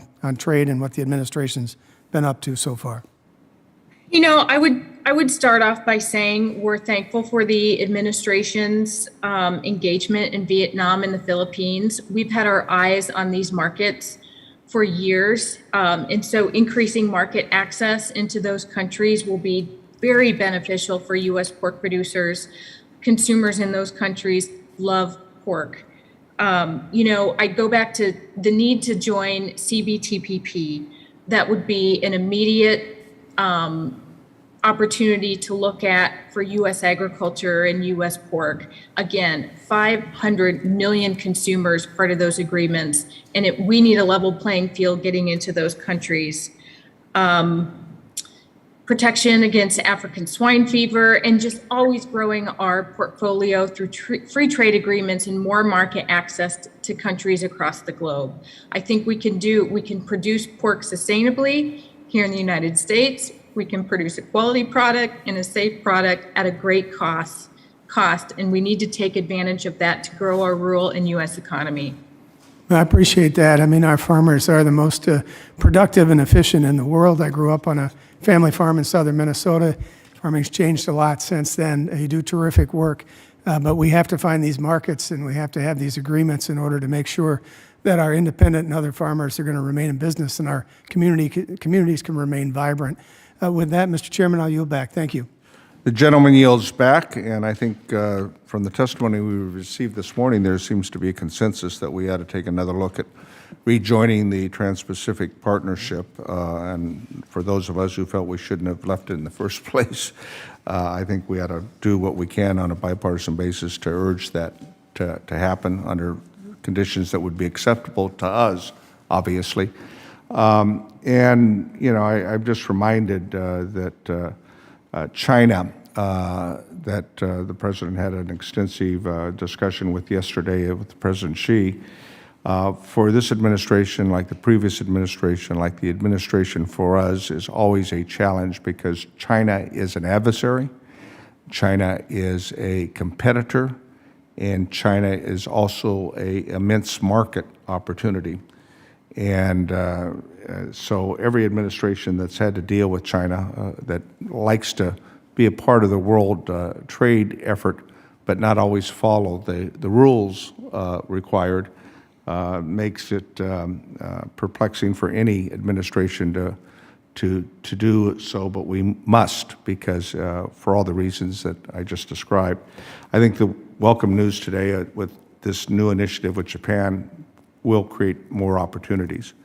With that said, our next member is Representative Jahana Hayes from Connecticut, and then followed by Representative Plaskett from the U.S. Virgin Islands. And if the chair does not hear any other members that are in queue, we will bring the hearing to a close. So, Representative Hayes from Connecticut. Thank you, Mr. Chair, for holding this hearing. I've been hearing from Connecticut producers about cost increases and operation impediments caused by global supply chain disruptions. For some, this has become so burdensome that they are contemplating closing their doors permanently. That outcome, if widespread, would be disastrous for my state because we have many small family farmers. I'm glad we have a chance to explore this further today. Generally, trade policy is extremely important to Connecticut agricultural producers. According to the latest available data from the United States Trade Representatives, Connecticut exported about $248 million in agricultural goods, mainly to Asia and Europe in 2017.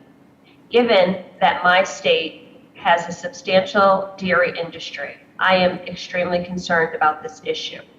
So, Mr. VanderWoude, I was pleased to support the USMCA in last Congress and was particularly glad to see that the deal opened Canada to U.S. dairy exports. Since its implementation last year, how has USMCA affected dairy trade with Canada? And is Canada adhering to the dairy access agreements in the USMCA? Well, as I said before, I don't think they have changed their actions a little bit, but they have not fully acted on the agreements that were put forth in the USMCA. So we do ask that Ambassador Tai and the administration call them to the table and ask for the hearing on getting resolution to that problem. And I think this kind of ties together what Ms. Sorensen said and the chairman said. what export opportunities might U.S. producers be missing out on because the United States withdrew from the Trans-Pacific Partnership?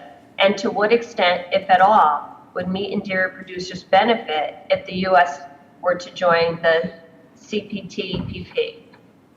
So again, Japan obviously is a key market for us, but it needs to be a fully accessible market for dairy.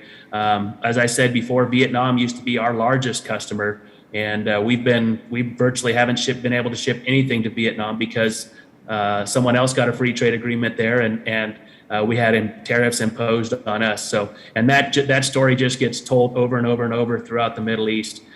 We've done what we can to access those markets, but TPP would definitely be very, very big for the dairy industry. And lastly, Mr. VanderWoude, you mentioned that exports drive growth and create jobs in the dairy industry. Can an increase in exports help strengthen the fluid milk supply chain? Absolutely. I mean, a rising tide, lifts all boats. We have in dairy, we have faced the same labor issues that any other industry out there has faced. We've had a really hard time finding enough labor over the last couple of years, and I'm sure I'm not alone with. As I talk to farmers across the U.S., they have the same issues. So, I think we have a fairly secure dairy market here in the U.S., and our domestic supply chain is in very good shape. There were small issues last year, but for the most part, we have the product. It was just a matter of getting it into a package or getting it to a store. That was the problem. So I think our supply chain here in America is very good, and any export opportunities will only enhance that. Thank you. And I will conclude my time the way I always do, just reminding everyone on this committee and all the stakeholders that when we look at the challenges in the industry on large corporate scales, just imagine how those challenges are amplified and exacerbated for small family farmers, for people who this is their only source of income, who don't have the revenue or the capital to continue through several bad years or bad seasons. So I just will continue to push on this committee to make sure that any solutions to these problems that we develop does not leave any of those small farmers behind. With that, Mr. Chair, I yield back.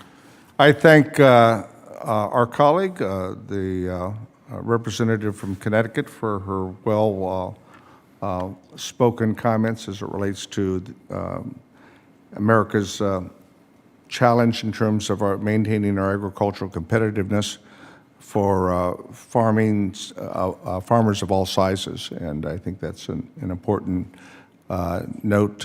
And the chair will now recognize, I think, our final member to be participating today, and that's Representative Stacey Plaskett from the U.S. Virgin Islands. Representative Plaskett. Thank you very much, Mr. Chairman. And thank you to the witnesses for being here today and having this conversation with us. This is a very important issue to me. I think that it's interesting being a member of the Agriculture Committee, but also being a member of the Ways and Means Committee. Trade policy and priority is something that I think quite often about. And so I wanted to ask some real questions with regard to that. Ms. Latashia Redhouse, I have a question for you.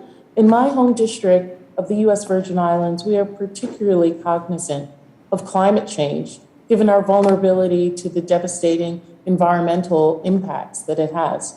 Do you have any recommendations on how to implement sustainable agricultural policies while ensuring we provide support to our small business professionals?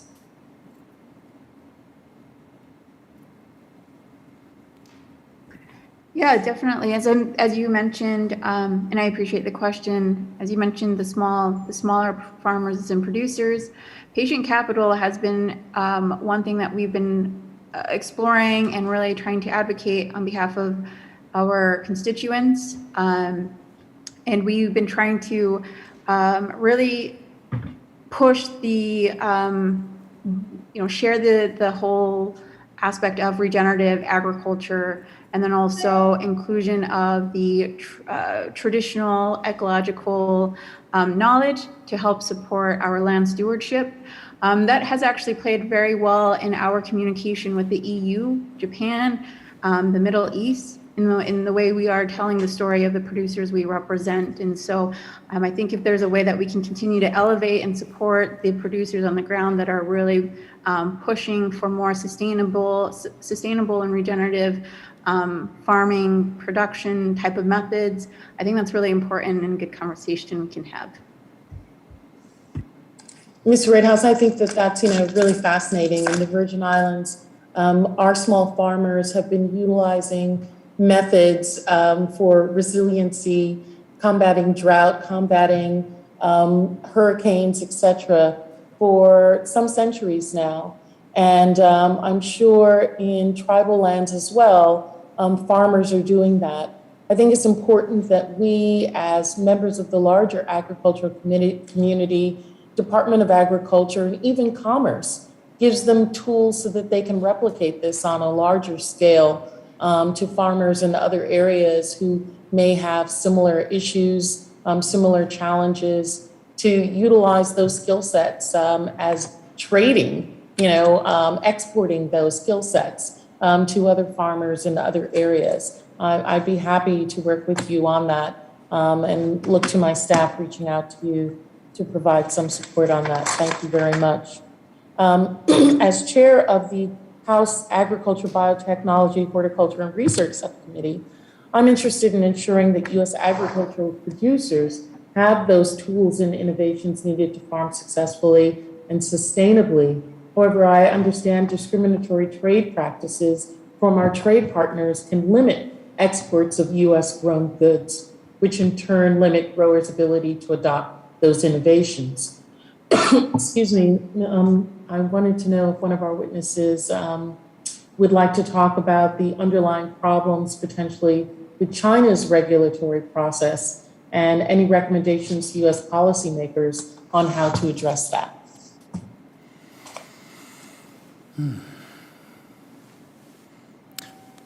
Well, I can attempt to answer that. Sure, I can attempt to answer that.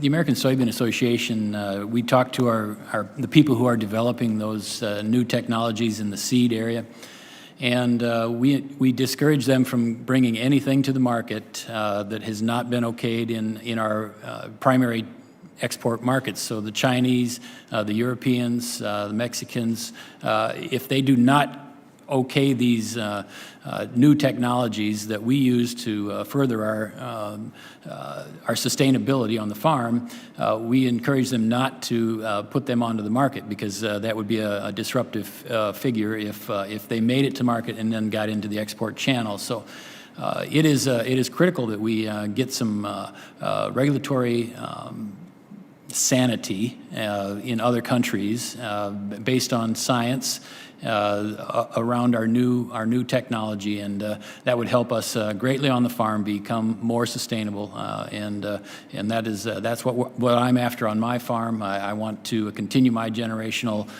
move towards maybe my grandkids and their kids having an ability to farm, and those new technologies are important to us. Thank you very much, Mr. Chairman, for the opportunity, and I yield back. We thank the representative for her participation and her questions. And Mr. Scott, having myself a third-generation family farm from California, these non-tariff or non-trade tariff barriers that we find, in my view, raising itself through phytosanitary standards and others, oftentimes more of an excuse or an attempt to leverage markets to, I think, limit the kind of fair level playing field that we ought to be having with our trading partners, is always seemingly an issue with different countries that we have to stay on top of and focus and try to make sure that we proceed with enforcement efforts when needed. So I thank your comment. Before I make my final comments, I will recognize my colleague and friend, the gentleman from South Dakota, for any closing statement that he wishes to make. Mr. Chairman, this has been excellent, and I think we've seen tremendous common ground from the witnesses as well as from members on the subcommittee on both sides of the aisle. Just to recap, I think we've heard about the tremendous importance of market access for all of these commodities we've been talking about. That's number one. Number two, we have heard that CPTPP would have a tremendous positive impact on American ag producers. Number three, we have heard that a more robust approach toward free trade agreements from this administration would be helpful in advancing the cause of removing tariff barriers as well as non-tariff barriers, which are so often, as you and Mr. Scott are talking about, are not science-based and are flimsy pretenses toward protectionism. Right. And then finally, how important it will be to get Ambassador Tai here. Mr. Chairman, I know you're working on that, but if we're going to get a more robust push toward free trade agreements, this has got to be something that will be done with Congress and the administration working together, and I think Ambassador Tai's presence will be tremendously helpful. So thanks for your leadership in these areas, sir, and I yield back. Thank the gentleman for his comments, and I think you did a good job in summarizing it. We are working to have Ambassador Tai address the House Ag Committee, certainly our subcommittee, but probably I know the chairman and the ranking member would probably prefer she address the entire Ag Committee, and that's fine. But we need her engagement with us to determine how we can work together. We also need the Senate to confirm Elaine Trevino, who's been nominated almost 2 months ago, to make sure that the USDA has that person in place to represent American agriculture in terms of these trade issues. I've worked with her for many years in the past and know her to be a very strong advocate on behalf of agriculture.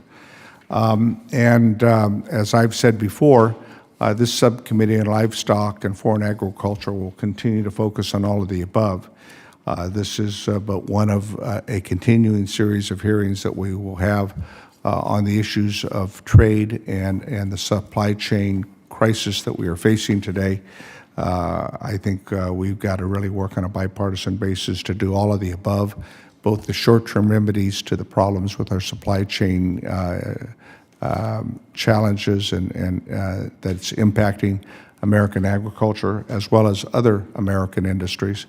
And also the longer-term issues that we can deal with, such as the legislation that our colleague and friend, Congressman Garamendi, is carrying, that many of us are principal co-sponsors of. And then finally, obviously, the infrastructure package that the President signed earlier this week, I think in the long term as well, is going to expand capacity for our ability to move goods and products to markets where we can certainly compete if it's a level playing field. You know, the situation, as I noted at the outset with Long Beach and Los Angeles, who would have thunk that 40% of the container packages go through that one port? But they also, and I work with them, are having a higher utilization of traffic in the last 6 months than they had pre-pandemic. So you got to keep that in mind too, because there is a built-up demand. There's been a lot of savings by Americans over this pandemic period, and that pent-up demand is we see resulting in part for a very expansion of American consumers, which creates more demand, which also has other relation effects to the inflation that we're dealing with. So it's a challenge on multiple fronts. This subcommittee has a responsibility, I think, to play a part and a constructive part to helping deal with the challenges that we are facing, and we will continue that work. So I want to thank the witnesses. I think your testimony was on point and focused committee members in areas where we can be constructive now in the near term as well as in the longer term when we look at the reauthorization of the Farm Bill.